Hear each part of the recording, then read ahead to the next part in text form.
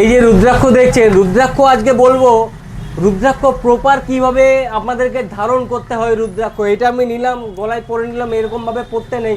Proper কিভাবে রুদ্রাক্ষ পড়লে আপনি সঠিক রেজাল্ট পাবেন, তার আগে অবশ্যই ভিডিওটা চ্যানেলটা আমাদের সাবস্ক্রাইব করবেন। রুদ্রাক্ষ, রুদ্রাক্ষ মানে এটা এসছে শিবের চোখের জল। তার সেই চোখের জলের থেকে যে গাছ উৎপন্ন হয়, সেই গাছের ফল হচ্ছে রুদ্রাক্ষ। সেই রুদ্রাক্ষ কিভাবে পড়তে হয়, আপনি রুদ্রাক্ষ সবসময় পড়ার চেষ্টা করবেন সোমবার। তার সাথে আপনি একটা ছোট্ট বাটিতে, ঠাকুরের ছোট্ট একটা বাটিতে একটু গঙ্গা জল, একটু টক দই, একটু দুধ, একটু মধু, একটু শর্করা, একটু চিনি, এগুলো সব পুরো মিক্স করবেন। মিক্স করে রুদ্রাক্ষটা ঢুকিয়ে রাখবেন কিছুক্ষণ, 2 মিনিট 4 মিনিট ঢুকিয়ে রাখবেন।